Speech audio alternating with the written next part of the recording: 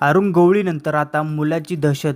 जमीन व्यवहारात कोट्यवधीची फसवणूक. कोर्टातून अटक करण्याचे आदेश. गुन्हेगारी जगातून राजकारणाची खास धरलेल्या अरुण गवळीचा मुलगा महेशला कोर्टापर्यंत अटकपूर्व जामीन देण्यास नुकताच सत्र न्यायालयाने नकार दिला. जमीन व्यवहारातील फसवणूक प्रकरणात 1 कोटीहून अधिक रुपयांची फसवणूक झाल्याची तक्रार एका महिलेने केल्यानंतर महेशवर फसवणुकीचा गुन्हा दाखल करण्यात आला आहे. गुन्हा दाखल केल्यानंतर महेशने अटकेच्या भीतीपोटी सत्र न्यायालयात अटकपूर्व जामिनीचा अर्ज केला होता.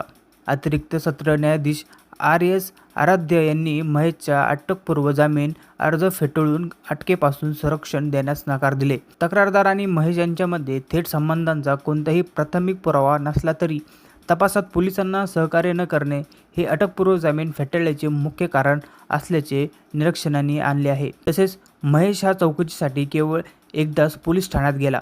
त्याने आवश्यक कागदपत्रे आणि माहिती देण्याचे टाळले. तक्रारदारांनी गवळी यांच्यातील मोठ्या रकमेचा आणि संशयास्पद व्यवहाराचा विचार करता महेशची कथित गुन्ह्यात भूमिका निश्चित करण्यासाठी कोठडीतील चौकशी आवश्यक आहे.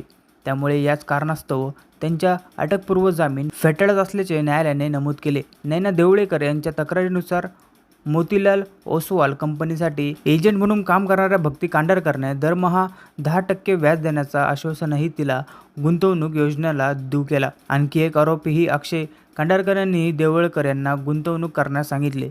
त्यांच्यावर विश्वास ठेवून देवळकरांनी सुमारे 1.1 कोटी रुपये गुंतवले, परंतु त्यांना कोणताही परतावा न मिळाल्याचे समजताच आपली फसवणूक झाल्याचे लक्षात आले आणि देवळकर यांनी पोलिसात तक्रार दाखल केली आहे.